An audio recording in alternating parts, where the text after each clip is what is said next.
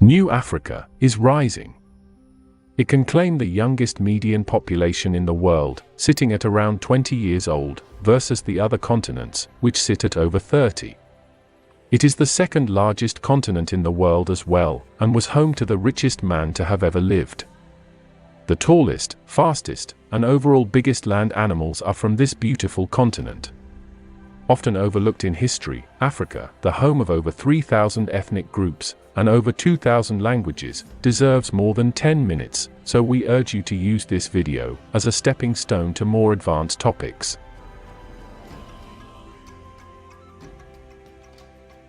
Fossils. Strewn about the African landscape, tell researchers all they need to know. We can use these to trace back our human lineage to over 7 million years ago. Our own species, Homo sapiens, would begin to emerge just 350,000 years ago, and would undertake a migration, known as the Out of Africa migration, around 50,000 years ago, sending humans all across the globe.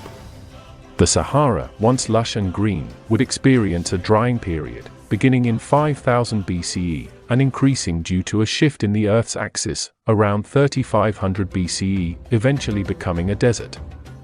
This caused early humans to leave the Sahara and move to the Nile Valley.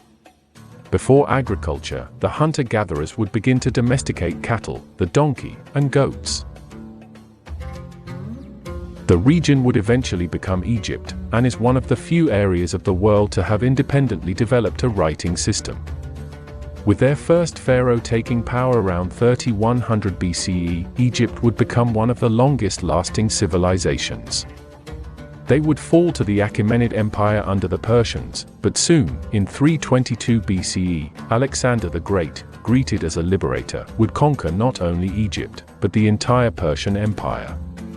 Egypt would continue, under the Greek Ptolemaic dynasty, following Alexander's death. During this time, another North African power would come to prominence. They were the Carthaginians, based in Carthage, founded by settlers from Phoenicia, who would come to be known as Punics. These Mediterranean sea traders would rival Rome, and that would be the cause of their ultimate demise, with Rome utterly destroying the North African civilization. Later, with the Roman Empire, that region would be named the province of Africa Proconsularis. Septimius Severus, who was half Punic himself, became the first Roman emperor of African descent. The 1st century CE were marked by the spread of Christianity in Africa in the regions closest to Judea, like Egypt, Nubia, and the Aksumite Empire. In the 600s though, Islam would sweep through North Africa. The Berbers living west of Egypt would convert to the new faith, and it would begin to spread southwards through trade routes.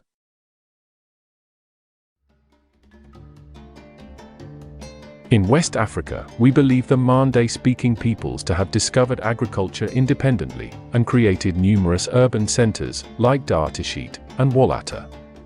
A bit to the east, Genui-Jano was settled around 300 BCE, and grew to be one of the most important urban centers in sub-Saharan Africa.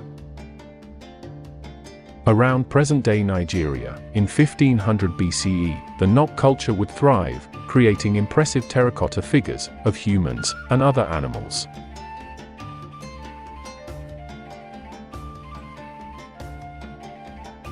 Africa didn't have a period of Middle Ages like Europe, but the period from the 800s to 1700s was one of relative stability. To the south were the Bushmen, or San peoples, living decentralized hunter-gatherer lifestyles. In Central Africa, the Bantu speakers would expand all throughout southern and eastern Africa. Some of these Bantu speakers, the Swahilis, would establish trading towns on the eastern coast. West Africa, the Sahel in particular, is where Africa's most prominent kingdoms and empires would take hold, amassing their wealth through trading routes on the Sahara. Apart from the older Ghana Empire and Kanem-Bornu Empire, the Mali Empire would become the most famous, through the wealth accumulated by Mansa Musa. After the empire became fragmented, Sunni Ali would take control of the territory, and trading routes in the 1400s, founding the Songhai Empire, the largest in Africa. Islam would then become its official religion soon after. In North Africa, tribal confederacies from Arabia migrated westwards into the lands of the Berbers. This caused a mix of culture, with the Berbers becoming Arabized.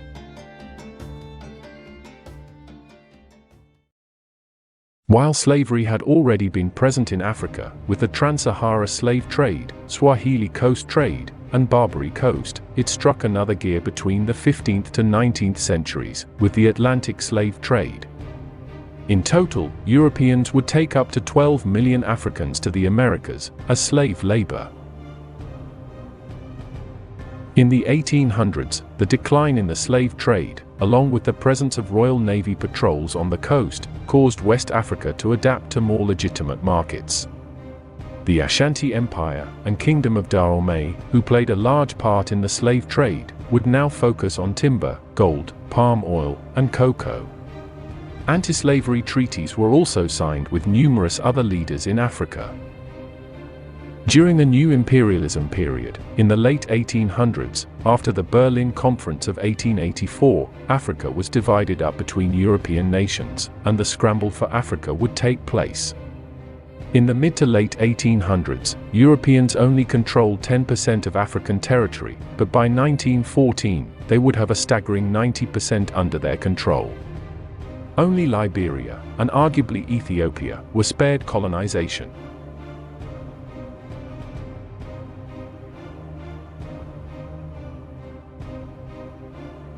After World War II, a wave of decolonization occurred, and native Africans took back their land in mass independence movements. Ghana was the first sub-Saharan country to achieve this, in 1957. Portugal's presence in Africa would date back to the 1500s, and finally come to an end, over 400 years later. In South Africa, however, independence wasn't granted to the native majority, but to the Dutch minority, who still ruled under an apartheid system, until 1994. In part due to the arbitrary boundaries Europeans divided Africa into, the continent's modern history has been hampered by instability. As the European military was a constant and stabilizing force, albeit oppressive, this same form of government was seen as the most effective.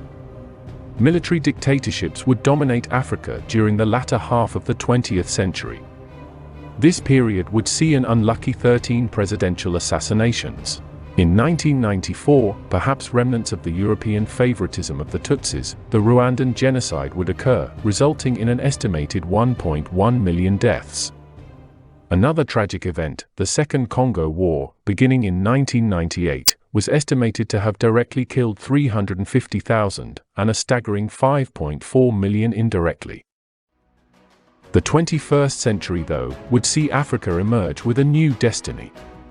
Ravaged by centuries of colonialism, exploitation, and political corruption, new economic investment in Africa is giving the continent new hope. Investments are notably by China, even if this can be seen as neo-colonialism, but it's still seen as preferable to the violent, hard imperialism of the past. What currently threatens Africa the most, however, is climate change, and it will take a global effort to change course, one we have no choice but to take.